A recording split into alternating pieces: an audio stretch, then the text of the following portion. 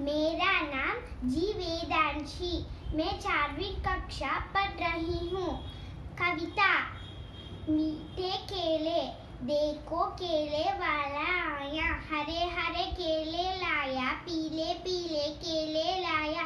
सीता आई माला आई, साथ में 10 रुपए आई। माला ने पीला केला खरीदा, खरीद कर केला खाया।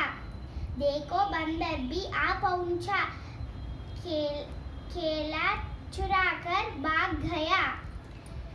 माला ने उस केला खा भी, केले वाला को दाम चुकाया। देखो